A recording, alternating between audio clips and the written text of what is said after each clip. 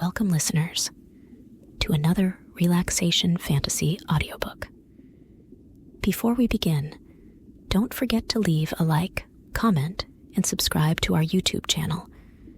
You can also download this audiobook in the description below. We hope you relax and enjoy. The Little Mermaid. Far out in the ocean, where the water is as blue as the prettiest cornflower, and as clear as crystal, it is very, very deep.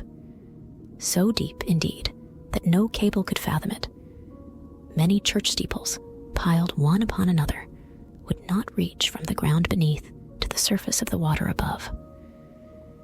There dwell the Sea King and his subjects.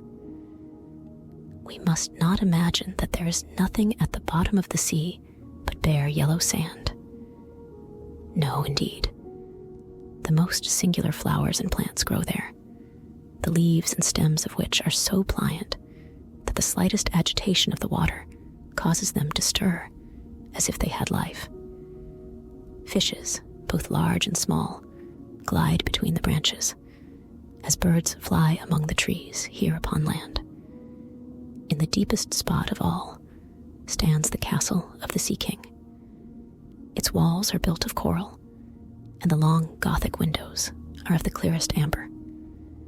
The roof is formed of shells that open and close as the water flows over them. Their appearance is very beautiful, for in each lies a glittering pearl, which would be fit for the diadem of a queen. The Sea King had been a widower for many years, and his aged mother kept house for him. She was a very wise woman, and exceedingly proud of her high birth. On that account, she wore 12 oysters on her tail, while others, also of high rank, were only allowed to wear 6. She was, however, deserving of very great praise, especially for her care of the little sea princesses, her granddaughters. They were 6 beautiful children, but the youngest was the prettiest of them all. Her skin was as clear and delicate as a rose leaf, and her eyes as blue as the deepest sea. But, like all the others, she had no feet, and her body ended in a fish's tail. All day long they played in the great halls of the castle, or among the living flowers that grew out of the walls. The large amber windows were open, and the fish swam in, just as the swallows fly into our houses when we open the windows, excepting that the fishes swam up to the princesses, ate out of their hands, and allowed themselves to be stroked. Outside the castle, there was a beautiful garden in which grew bright red and dark blue flowers and blossoms like flames of fire. The fruit glittered like gold, and the leaves and stems waved to and fro continually. The earth itself was the finest sand, but blue as the flame of burning sulfur.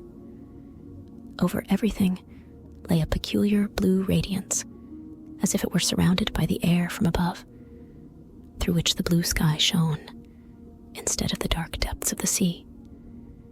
In calm weather, the sun could be seen, looking like a purple flower, with the light streaming from the calyx. Each of the young princesses had a little plot of ground in the garden, where she might dig and plant as she pleased. One arranged her flower bed into the form of a whale. Another thought it better to make hers like the figure of a little mermaid. But that of the youngest was round like the sun, and contained flowers as red as his rays at sunset. She was a strange child, quiet and thoughtful, and while her sisters would be delighted with the wonderful things which they obtained from the wrecks of vessels, she cared for nothing but her pretty red flowers, like the sun, excepting a beautiful marble statue.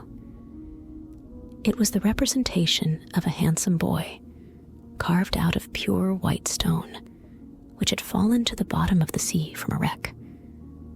She planted by the statue a rose-colored weeping willow.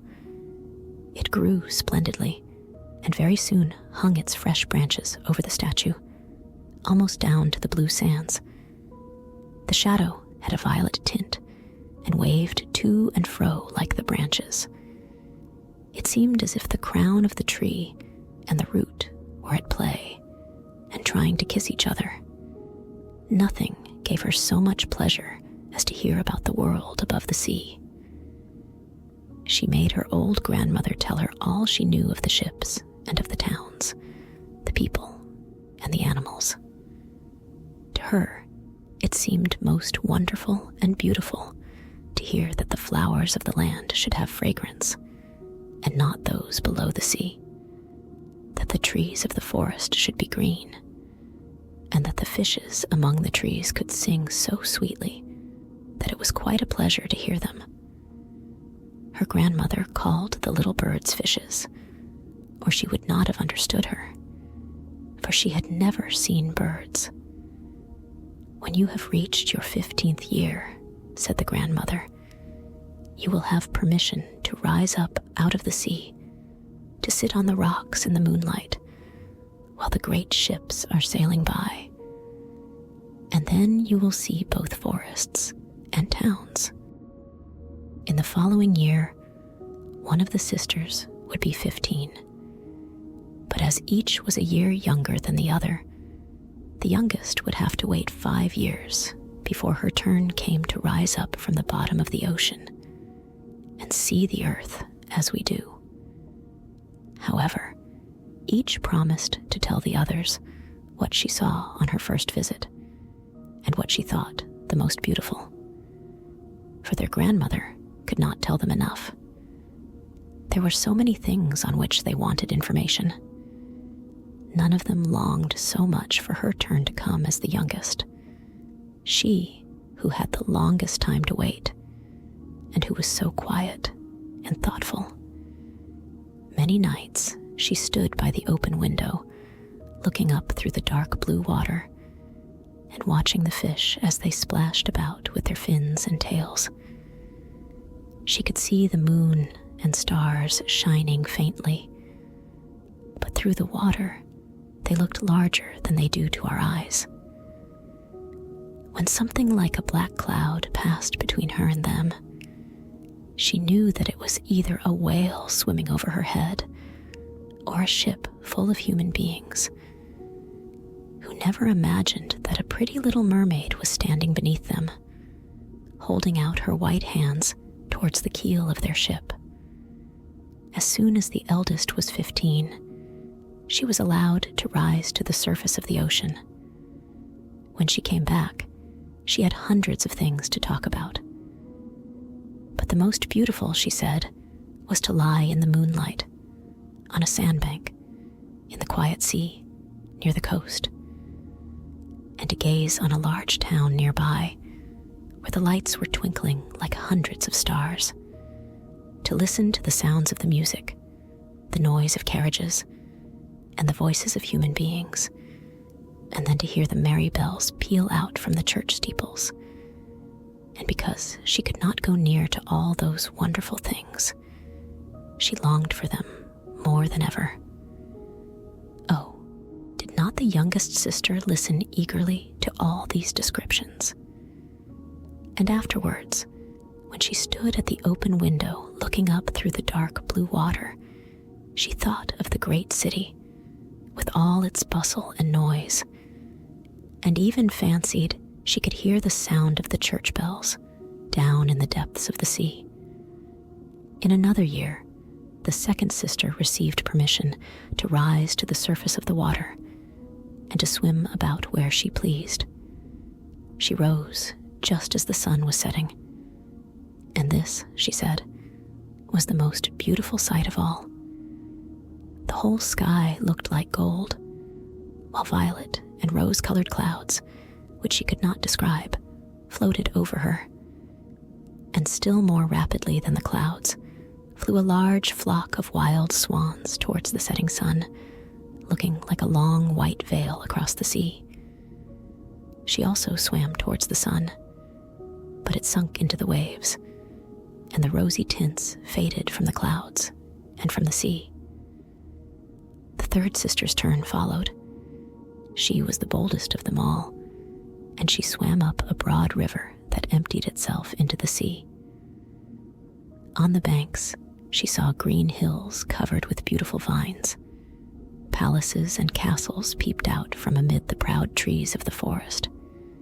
She heard the birds singing, and the rays of the sun were so powerful that she was obliged often to dive down under the water to cool her burning face. In a narrow creek, she found a whole troop of little human children, quite naked, and sporting about in the water. She wanted to play with them, but they fled in a great fright. And then a little black animal came to the water. It was a dog, but she did not know that, for she had never before seen one. This animal barked at her so terribly that she became frightened and rushed back to the open sea. But she said she should never forget the beautiful forest, the green hills, and the pretty little children who could swim in the water, although they had not fishes' tails. The fourth sister was more timid. She remained in the midst of the sea, but she said it was quite as beautiful there as nearer the land. She could see for so many miles around her, and the sky above looked like a bell of glass. She had seen the ships, but at such a great distance that they looked like seagulls. The dolphins sported in the waves, and the great whales spouted water from their nostrils, till it seemed as if 100 fountains were playing in every direction. The fifth sister's birthday occurred in the winter. So when her turn came, she saw what the others had not seen the first time they went up. The sea looked quite green, and large icebergs were floating about, each like a pearl, she said, but larger and loftier than the churches built by men. They were of the most singular shapes and glittered like diamonds. She had seated herself upon one of the largest and let the wind play with her long hair, and she remarked that all the ships sailed by rapidly and steered as far away as they could from the iceberg, as if they were afraid of it. Towards evening, as the sun went down, dark clouds covered the sky. The thunder rolled and the lightning flashed, and the red light glowed on the icebergs as they rocked and tossed on the heaving sea. On all the ships, the sails were reefed with fear and trembling, while she sat calmly on the floating iceberg, watching the blue lightning as it darted its forked flashes into the sea. When first the sisters had permission to rise to the surface, they were each delighted with the new and beautiful sights they saw. But now, as grown-up girls, they could go when they pleased, and they had become indifferent about it. They wished themselves back again in the water, and after a month had passed, they said it was much more beautiful down below and pleasanter to be at home. Yet often, in the evening hours, the 5 sisters would twine their arms round each other and rise to the surface in a row. They had more beautiful voices than any human being could have. And before the approach of a storm, and when they expected a ship would be lost, they swam before the vessel and sang sweetly of the delights to be found in the depths of the sea, and begging the sailors not to fear if they sank to the bottom. But the sailors could not understand the song. They took it for the howling of the storm, and these things were never to be beautiful for them. For if the ship sank, the men were drowned, and their dead bodies alone reached the palace of the Sea King.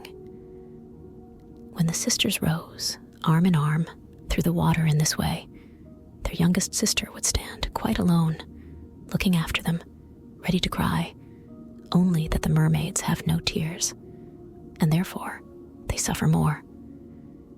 "Oh, were I but 15 years old," said she, "I know that I shall love the world up there and all the people who live in it."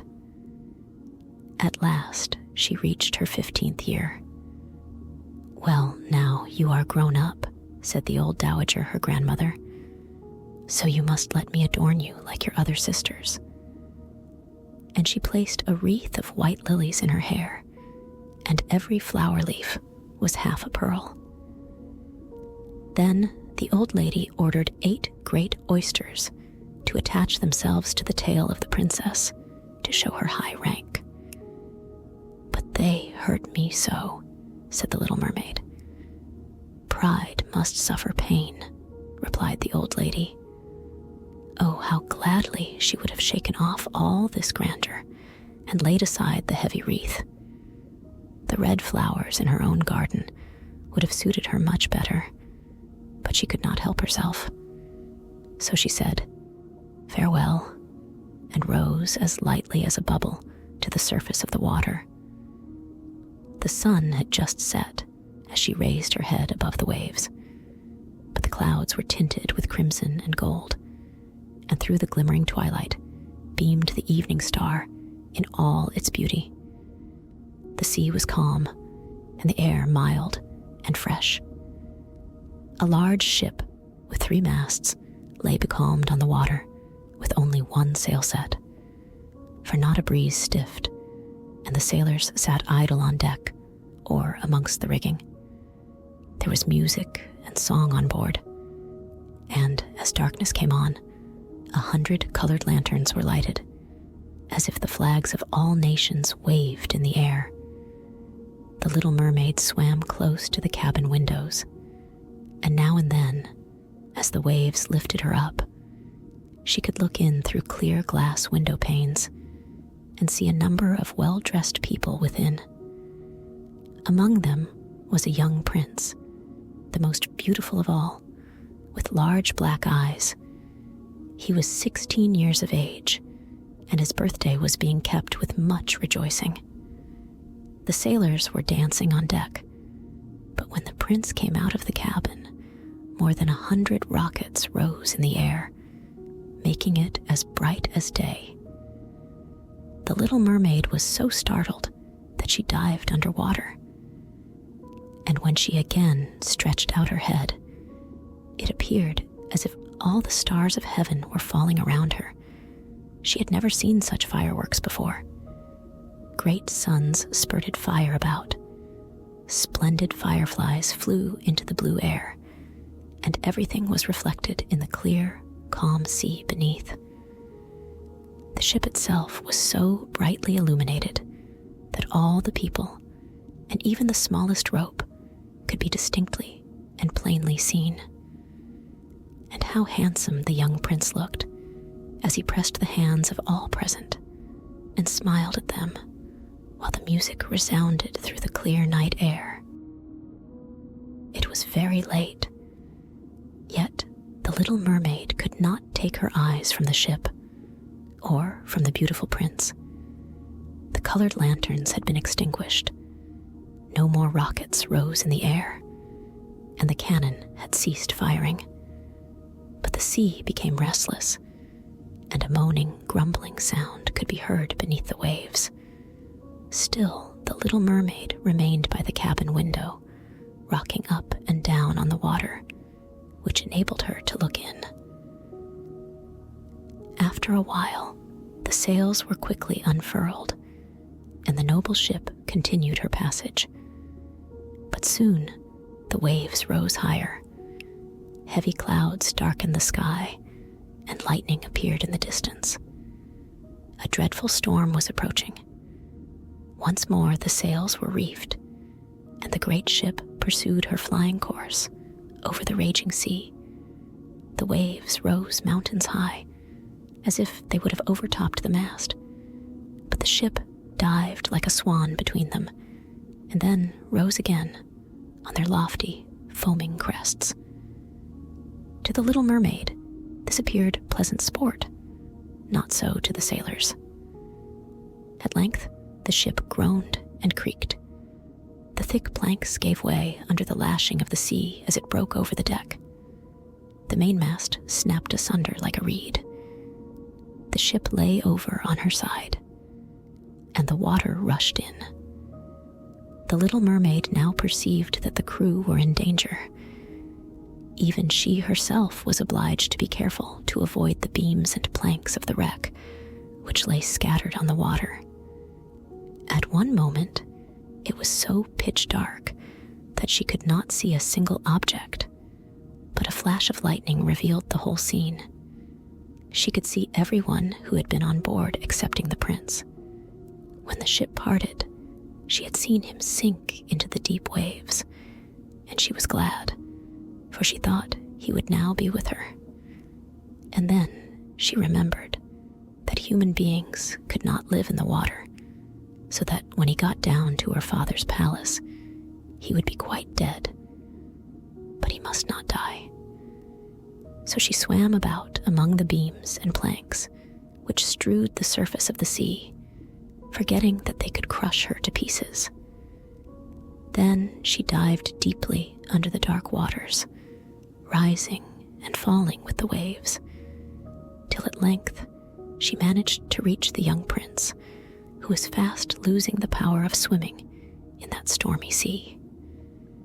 His limbs were failing him, his beautiful eyes were closed, and he would have died had not the little mermaid come to his assistance. She held his head above the water and let the waves drift them where they would. In the morning, the storm had ceased, but of the ship, not a single fragment could be seen. The sun rose up red and glowing from the water, and its beams brought back the hue of health to the prince's cheeks, but his eyes remained closed. The mermaid kissed his high, smooth forehead and stroked back his wet hair. He seemed to her like the marble statue in her little garden, and she kissed him again and wished that he might live. Presently, they came in sight of land.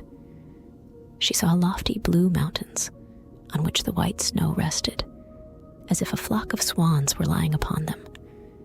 Near the coast were beautiful green forests, and close by stood a large building, whether a church or a convent she could not tell. Orange and citron trees grew in the garden, and before the door stood lofty palms. The sea here formed a little bay, in which the water was quite still, but very deep. So she swam with the handsome prince to the beach, which was covered with fine white sand. And there she laid him in the warm sunshine, taking care to raise his head higher than his body. Then bells sounded in the large white building, and a number of young girls came into the garden.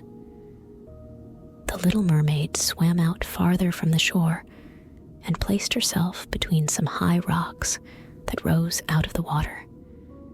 Then she covered her head and neck with the foam of the sea so that her little face might not be seen, and watched to see what would become of the poor prince. She did not wait long before she saw a young girl approach the spot where he lay. She seemed frightened at first, but only for a moment. Then she fetched a number of people, and the mermaid saw that the prince came to life again, and smiled upon those who stood round him. But to her, he sent no smile. He knew not that she had saved him. This made her very unhappy, and when he was led away into the great building, she dived down sorrowfully into the water and returned to her father's castle. She had always been silent and thoughtful, and now she was more so than ever. Her sisters asked her what she had seen during her first visit to the surface of the water, but she would tell them nothing. Many an evening and morning did she rise to the place where she had left the prince. She saw the fruits in the garden ripen till they were gathered, the snow on the tops of the mountains melt away. But she never saw the prince, and therefore she returned home, always more sorrowful than before. It was her only comfort to sit in her own little garden and fling her arm round the beautiful marble statue, which was like the prince. But she gave up tending her flowers, and they grew in wild confusion over the paths, twining their long leaves and stems round the branches of the trees, so that the whole place became dark and gloomy. At length, she could bear it no longer, and told one of her sisters all about it. Then the others heard the secret, and very soon it became known to two mermaids, whose intimate friend happened to know who the prince was. She had also seen the festival on board ship, and she told them where the prince came from and where his palace stood. "Come, little sister," said the other princesses. Then they entwined their arms and rose up in a long row to the surface of the water, close by the spot where they knew the prince's palace stood. It was built of bright yellow shining stone, with long flights of marble steps, one of which reached quite down to the sea. Splendid gilded cupolas rose over the roof, and between the pillars that surrounded the whole building stood lifelike statues of marble. Through the clear crystal of the lofty windows could be seen noble rooms with costly silk curtains and hangings of tapestry, while the walls were covered with beautiful paintings, which were a pleasure to look at. In the center of the largest saloon, a fountain threw its sparkling jets high up into the glass cupola of the ceiling, through which the sun shone down upon the water and upon the beautiful plants growing round the basin of the fountain. Now that she knew where he lived, she spent many an evening and many a night on the water near the palace. She would swim much nearer the shore than any of the others ventured to do. Indeed, once she went quite up the narrow channel under the marble balcony, which threw a broad shadow on the water. Here she would sit and watch the young prince, who thought himself quite alone in the bright moonlight. She saw him many times of an evening sailing in a pleasant boat, with music playing and flags waving. She peeped out from among the green rushes, and if the wind caught her long silvery white veil, those who saw it believed it to be a swan spreading out its wings. On many a night, too, when the fishermen, with their torches, were out at sea, she heard them relate so many good things about the doings of the young prince that she was glad she had saved his life when he had been tossed about half dead on the waves. And she remembered that his head had rested on her bosom, and how heartily she had kissed him. But he knew nothing of all this, and could not even dream of her. She grew more and more fond of human beings, and wished more and more to be able to wander about with those whose world seemed to be so much larger than her own. They could fly over the sea in ships, and mount the high hills which were far above the clouds, and the lands they possessed, their woods and their fields, stretched far away beyond the reach of her sight. There was so much that she wished to know, and her sisters were unable to answer all her questions. Then she applied to her old grandmother, who knew all about the upper world, which she very rightly called the lands above the sea. "If human beings are not drowned," asked the little mermaid, "can they live forever? Do they never die as we do here in the sea?" "Yes," replied the old lady, "they must also die, and their term of life is even shorter than ours.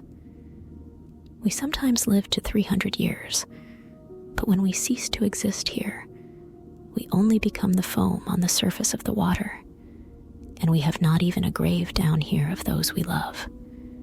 We have not immortal souls, we shall never live again. But, like the green seaweed, when once it has been cut off, we can never flourish more. Human beings, on the contrary, have a soul which lives forever, lives after the body has been turned to dust. It rises up through the clear, pure air beyond the glittering stars. As we rise out of the water and behold all the land of the earth, so do they rise to unknown and glorious regions which we shall never see. Why have not we an immortal soul? Asked the little mermaid mournfully. I would give gladly all the hundreds of years that I have to live, to be a human being only for one day, and to have the hope of knowing the happiness of that glorious world above the stars. You must not think of that, said the old woman. We feel ourselves to be much happier and much better off than human beings.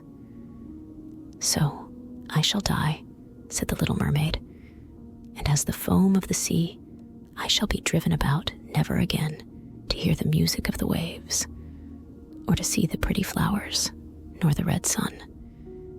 Is there anything I can do to win an immortal soul?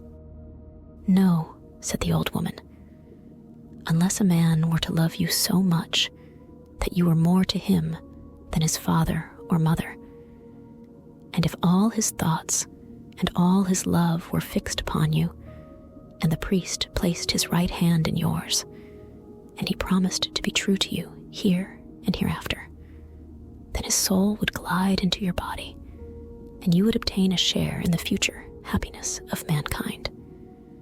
He would give a soul to you and retain his own as well. But this can never happen.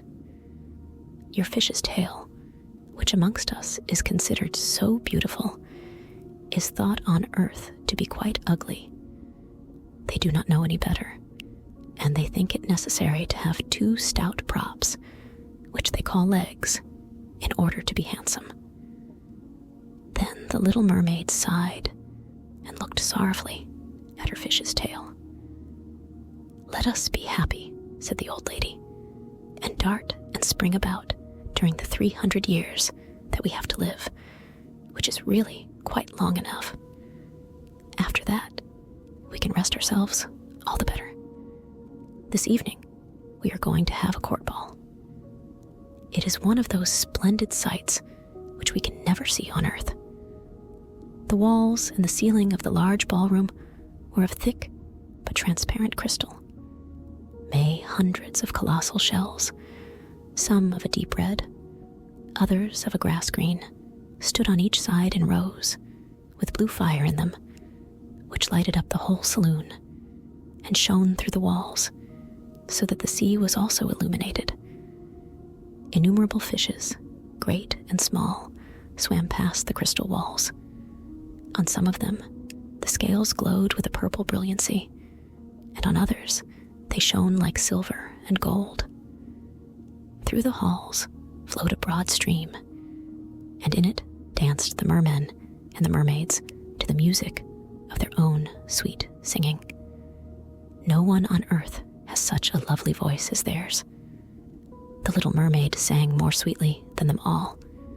The whole court applauded her with hands and tails, and for a moment her heart felt quite gay, for she knew she had the loveliest voice of any on earth or in the sea. But she soon thought again of the world above her, for she could not forget the charming prince, nor her sorrow that she had not an immortal soul like his. Therefore she crept away silently out of her father's palace, and while everything within was gladness and song, she sat in her own little garden, sorrowful and alone. Then she heard the bugle sounding through the water, and thought, he is certainly sailing above, he on whom my wishes depend, and in whose hands I should like to place the happiness of my life. I will venture all for him, and to win an immortal soul, while my sisters are dancing in my father's palace, I will go to the sea witch, of whom I have always been so much afraid. But she can give me counsel and help. And then the little mermaid went out from her garden and took the road to the foaming whirlpools, behind which the sorceress lived. She had never been that way before. Neither flowers nor grass grew there. Nothing but bare, gray, sandy ground stretched out to the whirlpool, where the water, like foaming mill wheels, whirled round everything that it seized and cast it into the fathomless deep. Through the midst of these crushing whirlpools, the little mermaid was obliged to pass, to reach the dominions of the sea witch. And also, for a long distance, the only road lay right across a quantity of warm, bubbling mire, called by the witch her turf moor. Beyond this stood her house, in the center of a strange forest, in which all the trees and flowers were polypi, half animals and half plants. They looked like serpents, with 100 heads growing out of the ground. The branches were long, slimy arms, with fingers like flexible worms, moving limb after limb from the root to the top. All that could be reached in the sea they seized upon and held fast, so that it never escaped from their clutches. The little mermaid was so alarmed at what she saw that she stood still, and her heart beat with fear, and she was very nearly turning back. But she thought of the prince and of the human soul for which she longed, and her courage returned. She fastened her long flowing hair round her head so that the polypi might not seize hold of it. She laid her hands together across her bosom, and then she darted forward as a fish shoots through the water, between the supple arms and fingers of the ugly polypi, which were stretched out on each side of her. She saw that each held in its grasp something it had seized with its numerous little arms, as if they were iron bands, the white skeletons of human beings who had perished at sea and had sunk down into the deep waters, skeletons of land animals, oars, rudders, and chests of ships were lying tightly grasped by their clinging arms. Even a little mermaid, whom they had caught and strangled. And this seemed the most shocking of all to the little princess. She now came to a space of marshy ground in the wood, where large, fat water snakes were rolling in the mire and showing their ugly, drab-colored bodies. In the midst of this spot stood a house built with the bones of shipwrecked human beings. There sat the sea witch, allowing a toad to eat from her mouth, just as people sometimes feed a canary with a piece of sugar. She called the ugly water snakes her little chickens, and allowed them to crawl all over her bosom. "I know what you want," said the sea witch. "It is very stupid of you, but you shall have your way, and it will bring you to sorrow, my pretty princess. You want to get rid of your fish's tail, and to have 2 supports instead of it, like human beings on earth, so that the young prince may fall in love with you, and that you may have an immortal soul." And then the witch laughed so loud and disgustingly that the toad and the snakes fell to the ground and lay there, wriggling about. "You are but just in time," said the witch, "for after sunrise tomorrow I should not be able to help you till the end of another year. I will prepare a draft for you, with which you must swim to land tomorrow before sunrise, and sit down on the shore and drink it. Your tail will then disappear and shrink up into what mankind calls legs, and you will feel great pain, as if a sword were passing through you. But all who see you will say that you are the prettiest little human being they ever saw. You will still have the same floating gracefulness of movement, and no dancer will ever tread so lightly. But at every step you take, it will feel as if you were treading upon sharp knives and that the blood must flow. If you will bear all this, I will help you." "Yes, I will," said the little princess in a trembling voice, as she thought of the prince and the immortal soul. "But think again," said the witch, "for when once your shape has become like a human being, you can no more be a mermaid. You will never return through the water to your sisters or to your father's palace again. And if you do not win the love of the prince, so that he is willing to forget his father and mother for your sake, and to love you with his whole soul, and allow the priest to join your hands that you may be man and wife, then you will never have an immortal soul. The first morning after he marries another, your heart will break, and you will become foam on the crest of the waves." "I will do it," said the little mermaid, and she became pale as death. "But I must be paid also," said the witch, "and it is not a trifle that I ask. You have the sweetest voice of any who dwell here in the depths of the sea, and you believe that you will be able to charm the prince with it also. But this voice you must give to me. The best thing you possess will I have for the price of my draft.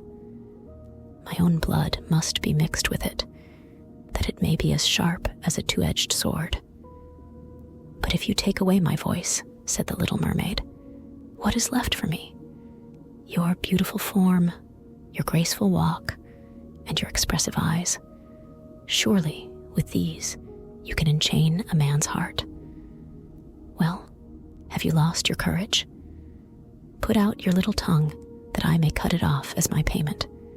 Then you shall have the powerful draft." "It shall be," said the little mermaid.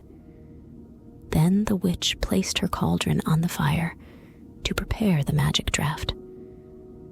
"Cleanliness is a good thing," said she, scouring the vessel with snakes, which she had tied together in a large knot.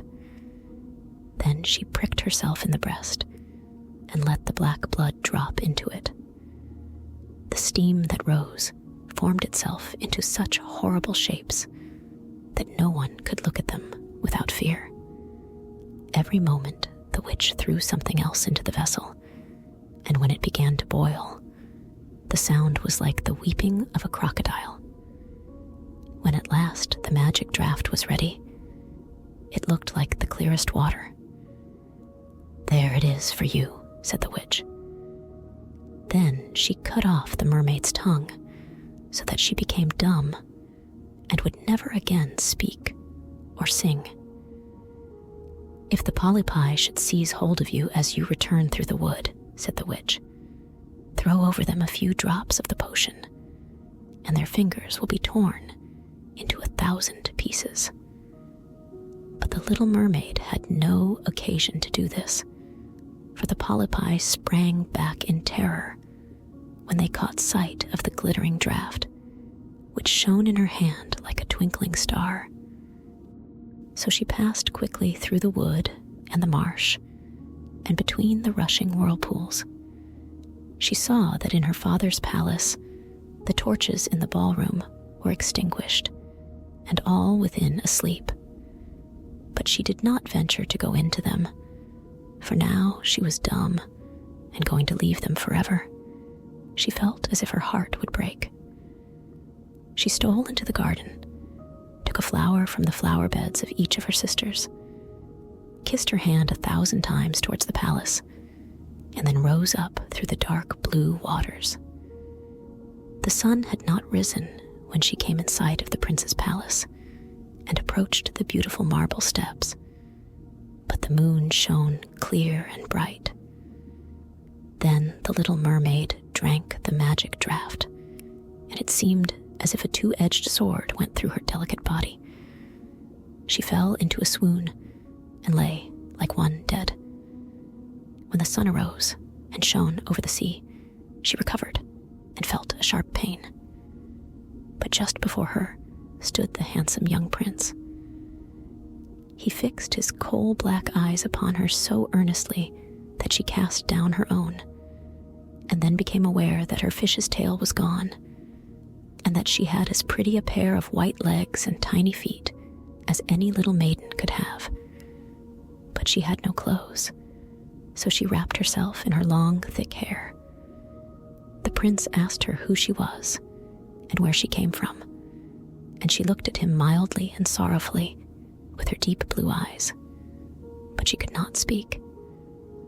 Every step she took was as the witch had said it would be. She felt as if treading upon the points of needles or sharp knives, but she bore it willingly and stepped as lightly by the prince's side as a soap bubble, so that he and all who saw her wondered at her graceful swaying movements.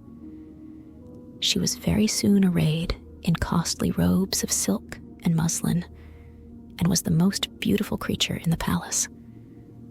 But she was dumb and could neither speak nor sing. Beautiful female slaves, dressed in silk and gold, stepped forward and sang before the prince and his royal parents. One sang better than all the others, and the prince clapped his hands and smiled at her. This was great sorrow to the little mermaid. She knew how much more sweetly she herself could sing once, and she thought, "Oh, if he could only know that. I have given away my voice forever to be with him." The slaves next performed some pretty fairy-like dances to the sound of beautiful music. Then the little mermaid raised her lovely white arms, stood on the tips of her toes, and glided over the floor, and danced as no one yet had been able to dance. At each moment, her beauty became more revealed, and her expressive eyes appealed more directly to the heart than the songs of the slaves. Everyone was enchanted, especially the prince, who called her his little foundling. And she danced again quite readily to please him, though each time her foot touched the floor, it seemed as if she trod on sharp knives. The prince said she should remain with him always, and she received permission to sleep at his door on a velvet cushion. He had a page's dress made for her, that she might accompany him on horseback. They rode together through the sweet-scented woods, where the green boughs touched their shoulders, and the little birds sang among the fresh leaves. She climbed with the prince to the tops of high mountains, and although her tender feet bled so that even her steps were marked, she only laughed and followed him till they could see the clouds beneath them, looking like a flock of birds traveling to distant lands. While at the prince's palace, and when all the household were asleep, she would go and sit on the broad marble steps, for it eased her burning feet to bathe them in the cold seawater. And then she thought of all those below in the deep. Once during the night, her sisters came up arm in arm, singing sorrowfully as they floated on the water. She beckoned to them, and then they recognized her and told her how she had grieved them. After that, they came to the same place every night, and once she saw in the distance her old grandmother, who had not been to the surface of the sea for many years, and the old sea king, her father, with his crown on his head. They stretched out their hands towards her, but they did not venture so near the land as her sisters did. As the days passed, she loved the prince more fondly, and he loved her as he would love a little child, but it never came into his head to make her his wife. Yet, unless he married her, she could not receive an immortal soul.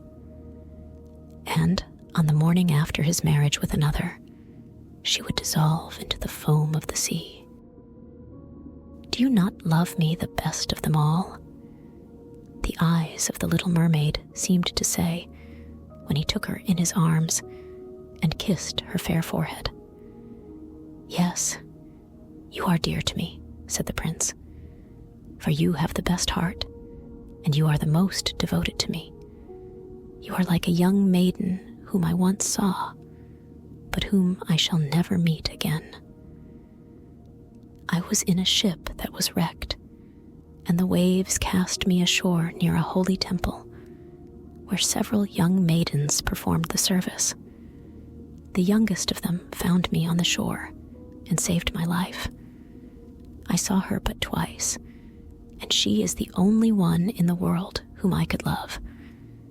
But you are like her, and you have almost driven her image out of my mind. She belongs to the holy temple, and my good fortune has sent you to me instead of her, and we will never part." "Ah, he knows not that it was I who saved his life," thought the little mermaid. "I carried him over the sea to the wood where the temple stands. I sat beneath the foam and watched till the human beings came to help him. I saw the pretty maiden that he loves better than he loves me, and the mermaid sighed deeply, but she could not shed tears. He says the maiden belongs to the holy temple, therefore she will never return to the world. They will meet no more, while I am by his side and see him every day. I will take care of him and love him and give up my life for his sake." Very soon it was said that the prince must marry, and that the beautiful daughter of a neighboring king would be his wife, for a fine ship was being fitted out. Although the prince gave out that he merely intended to pay a visit to the king, it was generally supposed that he really went to see his daughter. A great company were to go with him. The little mermaid smiled and shook her head. She knew the prince's thoughts better than any of the others. "I must travel," he had said to her. "I must see this beautiful princess. My parents desire it, but they will not oblige me to bring her home as my bride. I cannot love her. She is not like the beautiful maiden in the temple, whom you resemble. If I were forced to choose a bride, I would rather choose you, my dumb foundling, with those expressive eyes." And then he kissed her rosy mouth, played with her long waving hair, and laid his head on her heart, while she dreamed of human happiness and an immortal soul. "You are not afraid of the sea, my dumb child," said he, as they stood on the deck of the noble ship, which was to carry them to the country of the neighboring king. And then he told her of storm and of calm, of strange fishes in the deep beneath them, and of what the divers had seen there. And she smiled at his descriptions, for she knew better than anyone what wonders were at the bottom of the sea. In the moonlight, when all on board were asleep, excepting the man at the helm who was steering, she sat on the deck, gazing down through the clear water. She thought she could distinguish her father's castle, and upon it her aged grandmother, with a silver crown on her head, looking through the rushing tide at the keel of the vessel. Then her sisters came up on the waves and gazed at her mournfully, wringing their white hands. She beckoned to them and smiled and wanted to tell them how happy and well off she was. But the cabin boy approached, and when her sisters dived down, he thought it was only the foam of the sea which he saw. The next morning, the ship sailed into the harbor of a beautiful town belonging to the king, whom the prince was going to visit. The church bells were ringing, and from the high towers sounded a flourish of trumpets, and soldiers, with flying colors and glittering bayonets, lined the rocks through which they passed. Every day was a festival. Balls and entertainments followed one another. But the princess had not yet appeared. People said that she was being brought up and educated in a religious house where she was learning every royal virtue. At last she came. Then the little mermaid, who was very anxious to see whether she was really beautiful, was obliged to acknowledge that she had never seen a more perfect vision of beauty. Her skin was delicately fair, and beneath her long, dark eyelashes, her laughing blue eyes shone with truth and purity. "It was you," said the prince, "who saved my life when I lay dead on the beach," and he folded his blushing bride in his arms. "Oh, I am too happy," said he to the little mermaid. "My fondest hopes are all fulfilled. You will rejoice at my happiness, for your devotion to me is great and sincere." The little mermaid kissed his hand and felt as if her heart were already broken. His wedding morning would bring death to her, and she would change into the foam of the sea. All the church bells rung, and the heralds rode about the town proclaiming the betrothal. Perfumed oil was burning in costly silver lamps on every altar. The priests waved the censers, while the bride and bridegroom joined their hands and received the blessing of the bishop. The little mermaid, dressed in silk and gold, held up the bride's train, but her ears heard nothing of the festive music, and her eyes saw not the holy ceremony. She thought of the night of death which was coming to her, and of all she had lost in the world. On the same evening, the bride and bridegroom went on board ship. Cannons were roaring, flags waving, and in the center of the ship, a costly tent of purple and gold had been erected. It contained elegant couches for the reception of the bridal pair during the night. The ship, with swelling sails and a favorable wind, glided away smoothly and lightly over the calm sea. When it grew dark, a number of colored lamps were lit, and the sailors danced merrily on the deck. The little mermaid could not help thinking of her first rising out of the sea when she had seen similar festivities and joys, and she joined in the dance, poised herself in the air as a swallow when he pursues his prey, and all present cheered her with wonder. She had never danced so elegantly before. Her tender feet felt as if cut with sharp knives, but she cared not for it. A sharper pang had pierced through her heart. She knew this was the last evening she should ever see the prince, for whom she had forsaken her kindred and her home. She had given up her beautiful voice and suffered unheard of pain daily for him, while he knew nothing of it. This was the last evening that she would breathe the same air with him, or gaze on the starry sky and the deep sea. An eternal night, without a thought or dream, awaited her. She had no soul, and now she could never win one. All was joy and gaiety on board ship, till long after midnight. She laughed and danced with the rest, while the thoughts of death were in her heart. The prince kissed his beautiful bride, while she played with his raven hair, till they went arm in arm to rest in the splendid tent. Then all became still on board the ship. The helmsman, alone awake, stood at the helm. The little mermaid leaned her white arms on the edge of the vessel and looked towards the east for the first blush of morning, for that first ray of dawn that would bring her death. She saw her sisters rising out of the flood. They were as pale as herself, but their long, beautiful hair waved no more in the wind and had been cut off.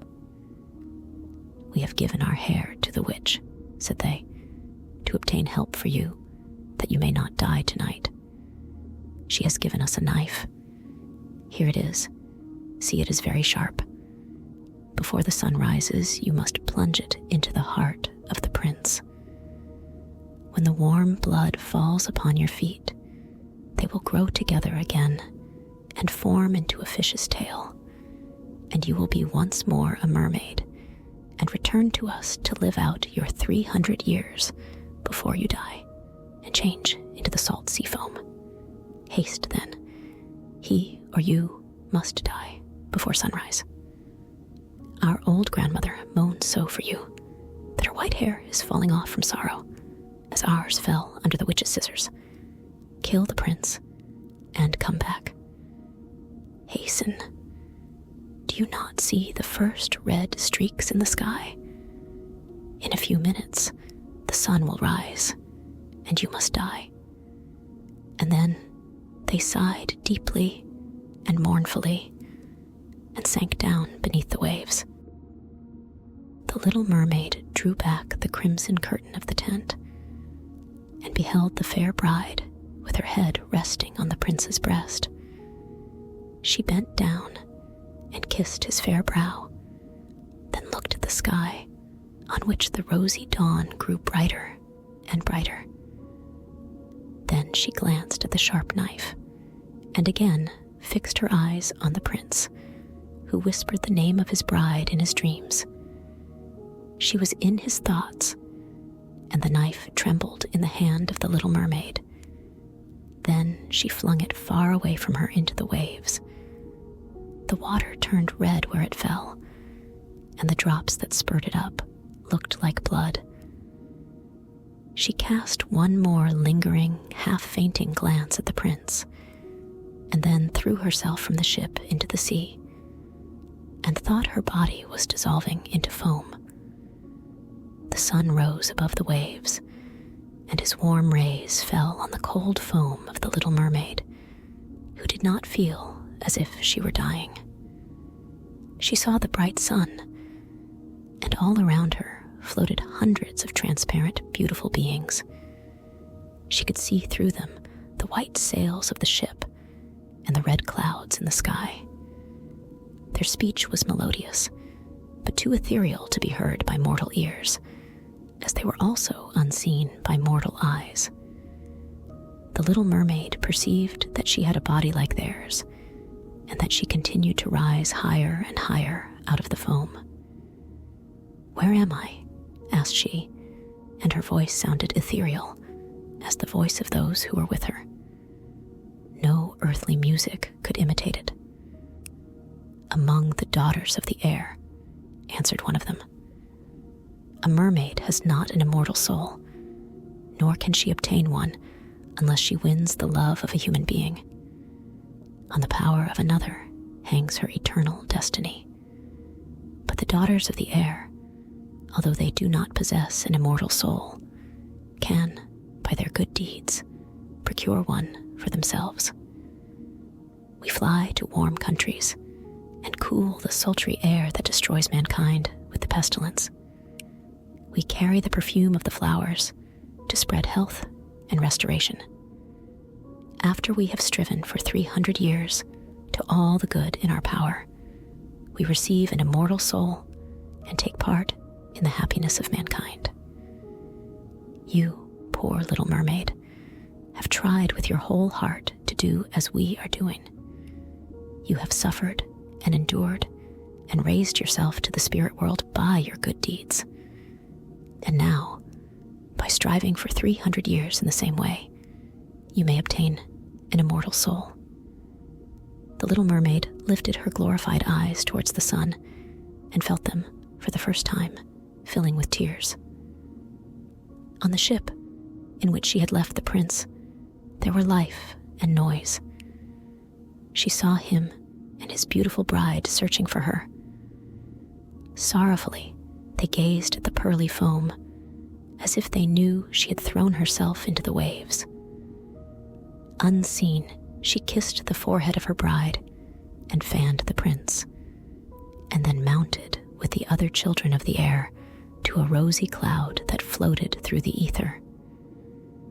"After 300 years, thus shall we float into the kingdom of heaven," said she. "And we may even get there sooner," whispered one of her companions. Unseen, we can enter the houses of men, where there are children, and for every day on which we find a good child, who is the joy of his parents and deserves their love, our time of probation is shortened.